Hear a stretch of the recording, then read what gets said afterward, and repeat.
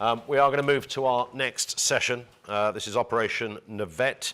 And this, of course, is all reference to what happened over the course of the summer, the largest mobilisation of public order officers since 2011, following the gruesome Southport stabbings. Now, while the deployments were unprecedented in recent times, police officers across the length and the breadth of the country once again proved why they are one of the best in the world. They ensured public safety while battling thuggery unleashed on our streets and misinformation on social media being used to add fuel to the fire.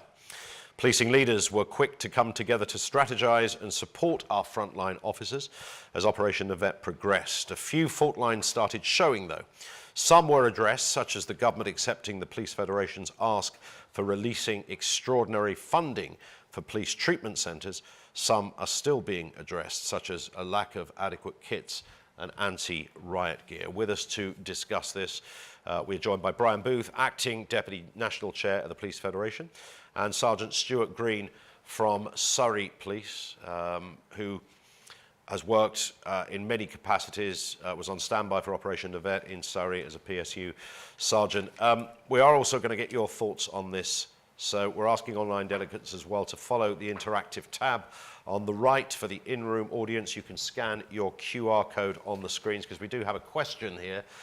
This is a poll question, and it's as simple as this. Did you and your colleagues have the right resources and the kind of equipment to best police the summer disorder? Did you and your colleagues have the right resources to best police the summer disorder? And we'll give you the results of that towards the end, and we'll take your questions on this too. Welcome to you both. Good to see you both. I mean, Brian, firstly, you don't get a lot of notice on impromptu riots by definition. Just give us your overview of how this all came into action, what had to be locked into place when that call first comes in, to coin a phrase, saying we've got a problem. Firstly, I think we need to recognise the bravery and the resilience and the commitment to protecting the public that our colleagues did over that whole period. But that first 48 hours, we had the tragic incidents taking place in Southport, and we have officers deployed then, and we have social media actually stoking up social hatred. So we see as colleagues in Merseyside who deploy in level 1 equipment, and they come under attack by an angry crowd. From that point then, it kind of goes viral up and down the country. Our colleagues then step up to the plate, they cancel the rest days, they get the shifts altered, and they come to the aid of each other. And it actually shows that the absolute brilliant resilience that policing is in Britain, and sometimes we forget that. And Stuart, you've attended many such incidents. One of the issues, and we were talking, Brian, earlier this morning on this, you don't know how long you're going to be there as well, apart from anything else. Is this a few hours? Is it a few days, weeks? It's like any sort of PSU. You can spend a lot of time sat around in the back of the van and then expected to deploy at any short time notice anywhere. And yeah, they're usually sort of, I think they were 12-hour shifts that we would put on on standby. So yeah, it's a long day for someone that usually the members or the team that are with you come straight off of a shift before. It's a rest day. Yeah. So everyone's sort of tired and lethargic. It's not easy. No. It's anything but easy. It's interesting, Brian, that I've done loads of debates on the issues of kit over the years, and here we are in the 21st century, 2024, still discussing it. I mean, kits and equipment around public order working. I mean, 2011 was the last time we had major disorder in the UK, and we've kind of had peace throughout the land, but all of a sudden we hit and it goes off like a tinderbox.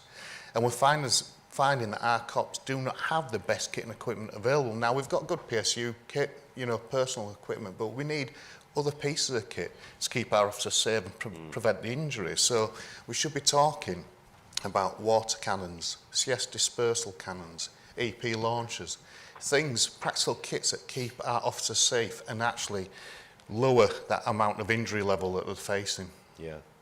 And the difficulty, I suppose, Stuart, and this was a great example as to what happened in the summer. This wasn't one location either, right? I mean, there's obviously something's happening in Southport we need to get officers there on the scene. Very quickly, something was happening in Manchester, something was happening in Northampton, something was happening in London. Yeah, it's being on the standby, and when you're doing that shift, just because I'm based in Surrey, I know we work closely and cooperate with Sussex.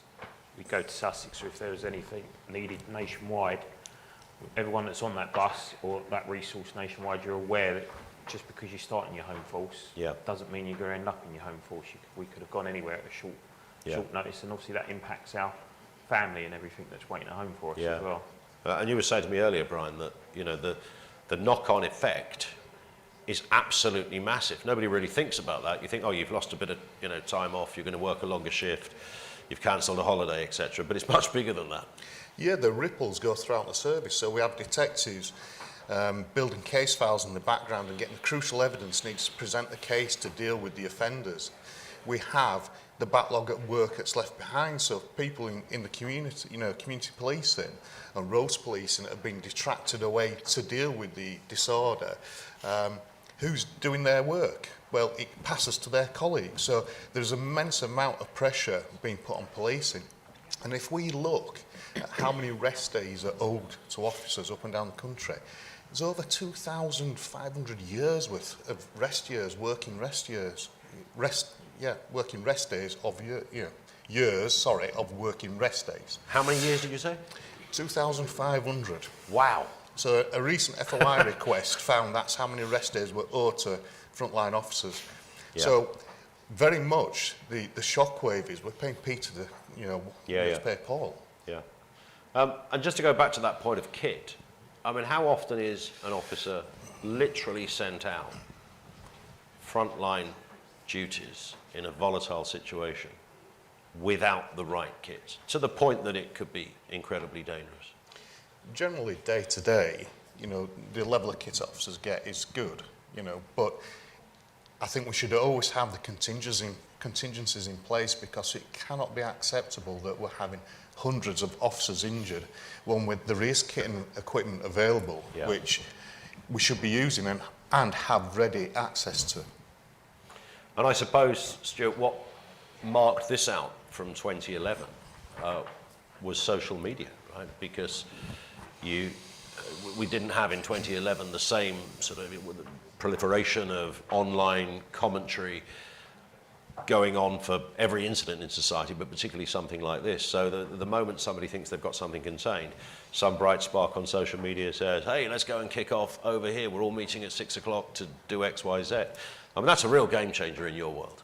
Yeah, I think it was, as Brian said, the misinformation that was spread at the start and then out the beginning, and there was no sort of real response from anyone to sort of correct that.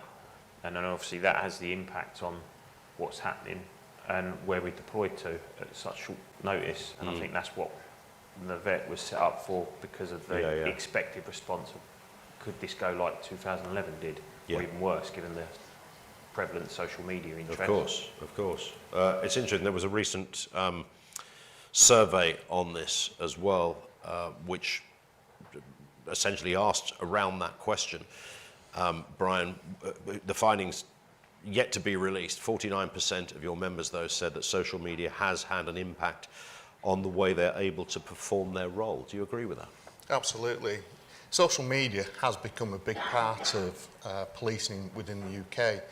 And I think the Navette operation saw it at its worst, where we're having individuals actually organising pockets of violence and actually influencing other people who might not have taken much of an interest in what was going on to actually come out onto the streets and violently, well, they're not violently protesting, they're just causing absolute mayhem and disorder and committing criminal acts.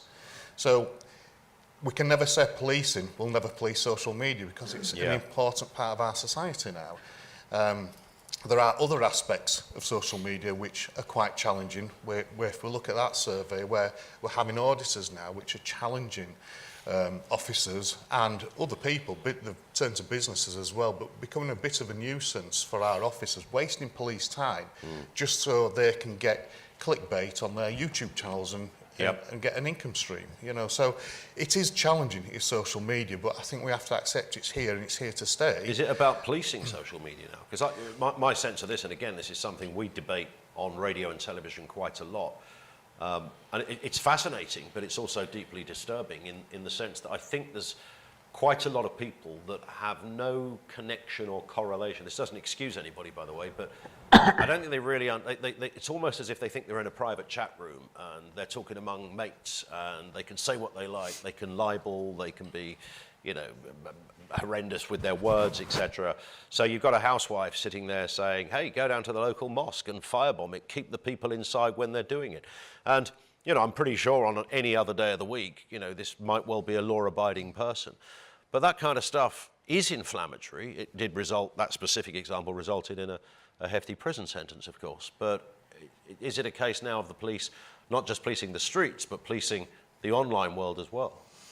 We probably don't have the resources to do it, in fairness, Ian, but there's an element, if we take it back to Navette, that was the very worst. And what you quite rightly highlighted there is individuals coordinating violent disorder for using social media. And that is exactly where policing next needs to get involved. We could actually open this debate massively around social media, but if we focus on the Navette elements of it and how we saw the very worst of social media being played out. And I absolutely believe my colleagues should be focusing on that when they're running these operations. Yeah, and it's very difficult. I saw a clip the other day, because obviously a lot of the subsequent court cases were televised, and it was the classic case that somebody had taken the summing up of the judge, but they'd edited the point of why the judge jailed the accused, because the person had posted multiple social media comments, and they were all pretty horrendous. But the very specific one that led to a custodial sentence wasn't mentioned in this clip. So it looked as if this person had been jailed for something offensive, but something that you'd think half an hour ago, wow, you go to jail for that. But of course, he didn't go to jail for that. The point to this is that there was about 2 million comments that followed this, talking about how bad the police were. The police let us down here. This is down to the police, the courts. Obviously, Keir Starmer got a pasting as well. This sort of establishment stitch up to jail dissenters, etc. And all of that makes your jobs incredibly difficult, Stuart, because that's somebody literally editing fact into fiction. Yeah, it does. I think it creates But you're the bad guys. That perception for the public before they've even, without all the facts, you create that, how they look at us and how my colleagues and friends are treated and how I was when you go out in the public. It's not everyone, but you do get quite a few people that believe everything that's put up there and the narrative that's portrayed.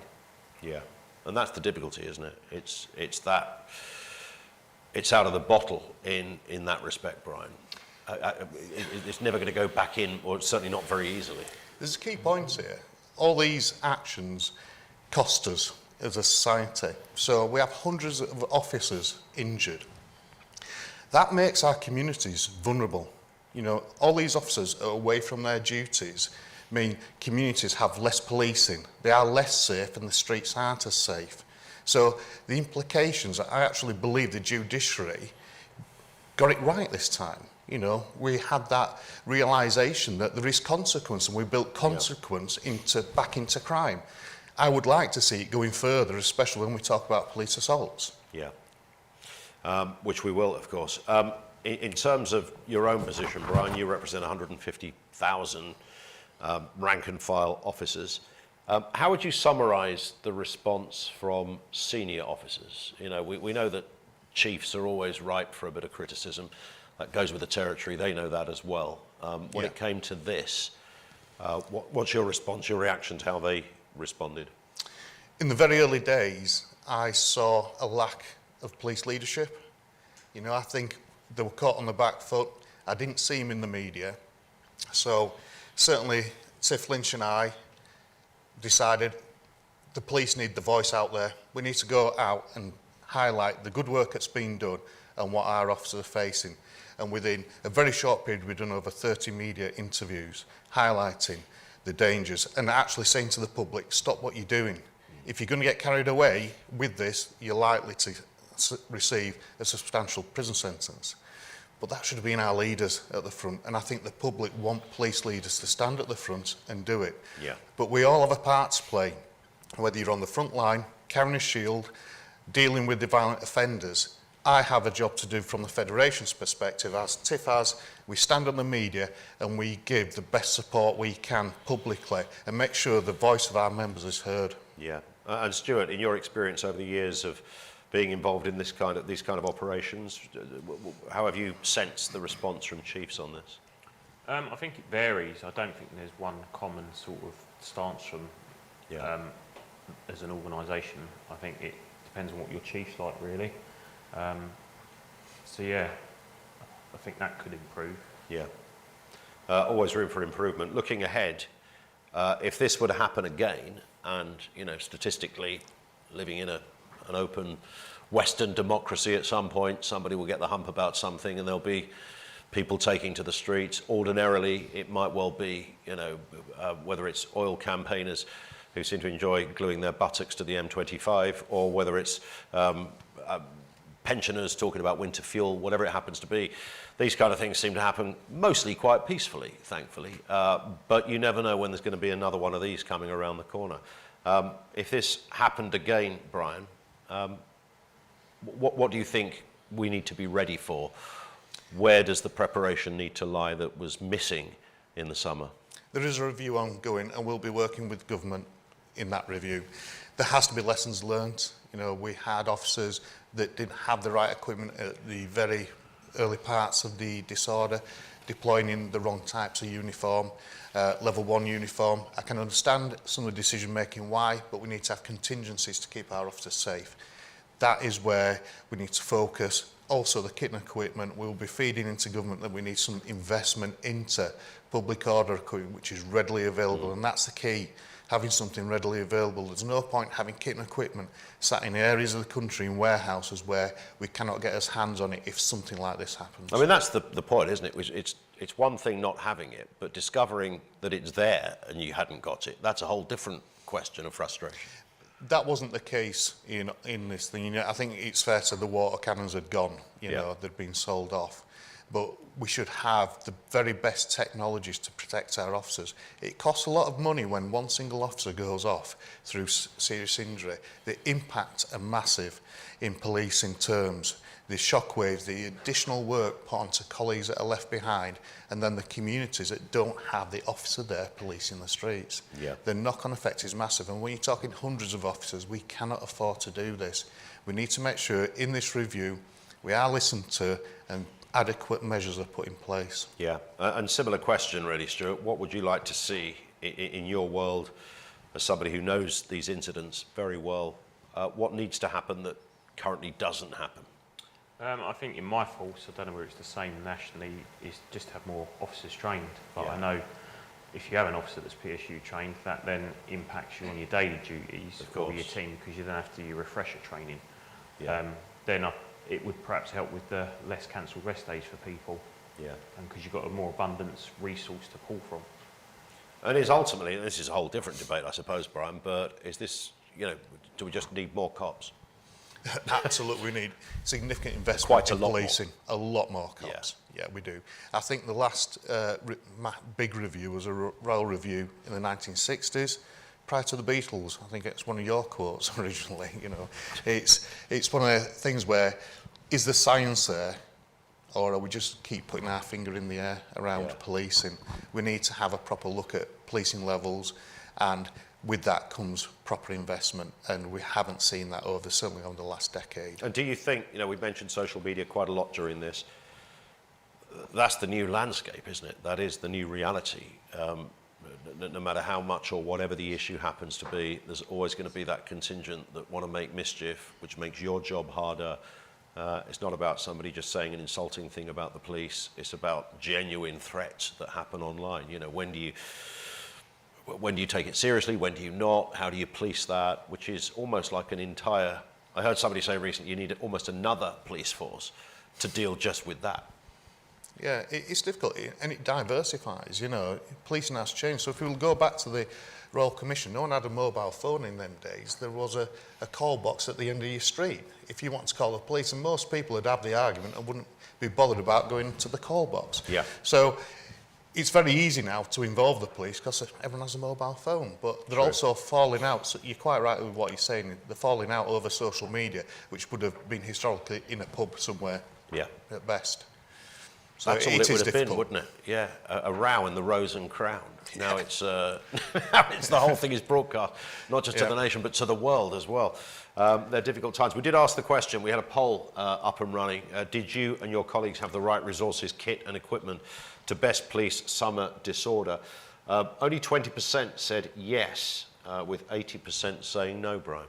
Does that surprise you? It doesn't surprise me at all, and I will give the commitment from our national board that we will pursue the best kit and equipment to keep our officers safe. Okay. Listen, Brian Stewart, thank you. Good to have you with us. Brian Booth, Acting Deputy National Chair of the Police Federation, and Sergeant Stuart Green from Surrey Police with us on that particular debate.